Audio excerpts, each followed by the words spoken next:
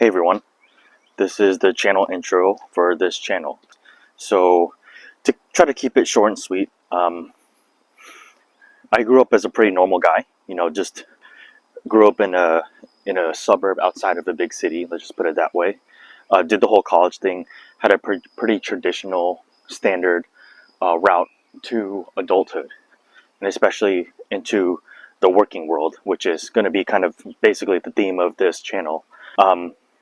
But my working experience didn't start only until I graduated college, right? I've been working since I was 16. I got my first part-time job when I was 16. Not a lot of people did at that time, but yeah, it taught me a lot during that time. Another thing is that it also taught me a lot about the world, right? Being a naive, like high school kid, I thought that, like a lot of naive high school kids that were entitled or we just don't want to put in the work. We don't really get how the working world works. So I this is just me personally. I think that having part-time jobs, even when you're 16, even when you're not making like life-changing money, it's still valuable because it teaches you very important lessons that carry on into the future. Okay, but that was back in what? When I was 16, it was 2009, right? So obviously the world was a lot different back then, especially the economy in the working world, job market, essentially. So I would say it was even drastically different just back in 2017 or 2018 compared to what it is now. I'm filming this in spring of 2025, and I don't need to be the one to tell you that, yeah, job market, the job market culture, I guess, if you could put it that way, the job market process is really something else. I mean, we're seeing things today that are just unheard of, and that could be partially due with how the climate is. But not only that, like sometimes just companies are just cruel, right? Or just disorganized and it's affecting people personally. So it's definitely not something to take lightly. I'll just put it that way. With that being said, what are the things that are happening right now? There's ghosting, there's rescinding offers after final interviews, there's ghosting after final interviews. I mean, getting ghosted after an initial interview is not really a big deal, right? Even though it still sucks and it shouldn't happen. But there's ghosting after final interviews. There's interviews being cut short. There's crazy requirements for jobs that shouldn't require these things, and there's thousands of applicants applying for entry level or even mid level jobs within minutes. All this stuff, what does that create? It creates like a really hostile job market environment.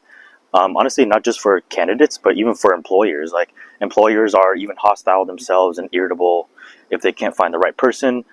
And of course, candidates are hostile because they can't get employment, right? This channel is going to be about the candidate.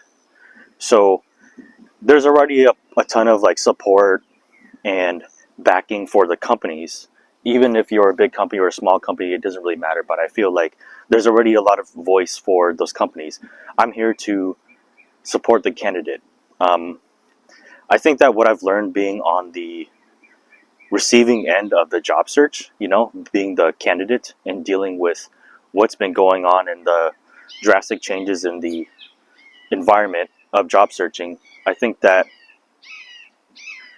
a big thing a big skill to have these days is relatableness, right? If that's even a word. Just being able to put yourself in someone else's shoes, especially if you're an interviewer or an employer. That's just like a huge superpower, and I feel like a lot of people don't have that, especially if they're in a hiring decision.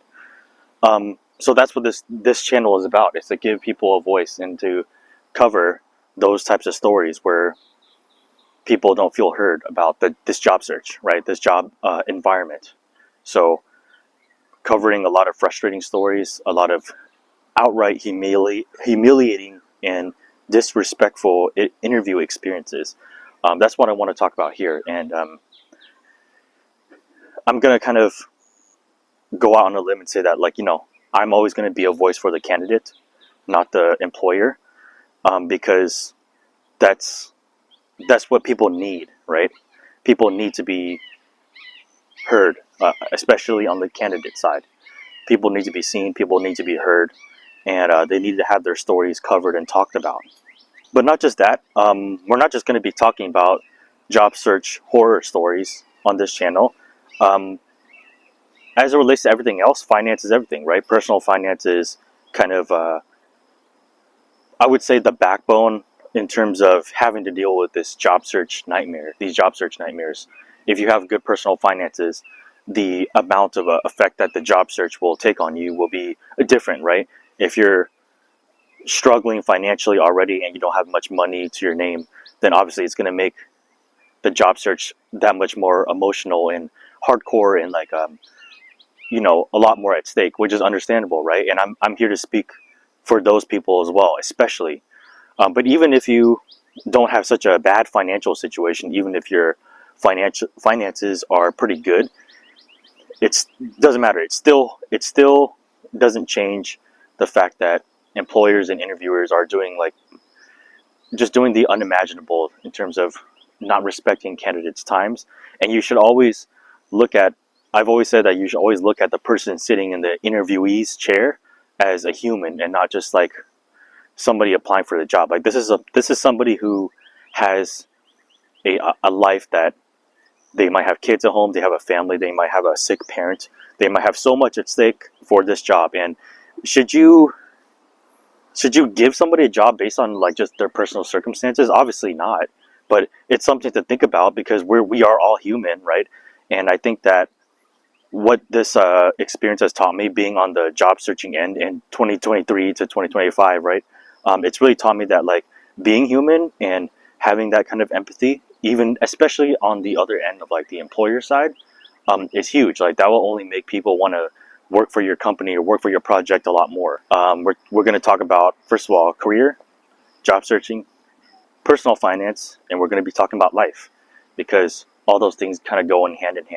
And I think that there couldn't be a more relevant time to do it than right now, where the job market world is like this, and also the general economy is like this. People are really, really counting on these jobs and these career shifts that they're trying to do.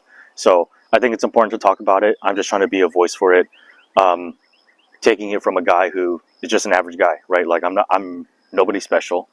I don't have like a very specific special background that makes me qualified to have this conversation.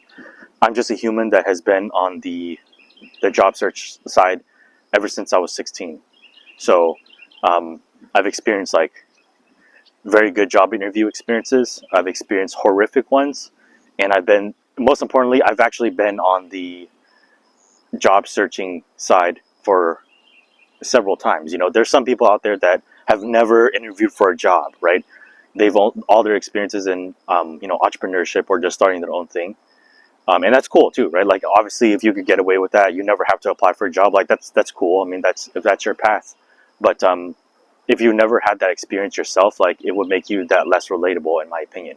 So again, like I said earlier, like I think relatableness, being relatable, being able to relate to people is a huge superpower. It's super underrated. And it's so lacking in today's like ecosystem, right? It's so like missing, and I think it's just something to talk about. So yeah, hopefully that this will go somewhere. And if there's only one hope that I could take from this channel existing, is that people will kind of look at the stories that I'm covering or the topics that I'm talking about and just look at it and be like, yeah, I can relate to that. Or, hey, thank you for saying that. I thought I was alone in thinking this. Something along those lines. So stay tuned, and thank you for being on this journey with me.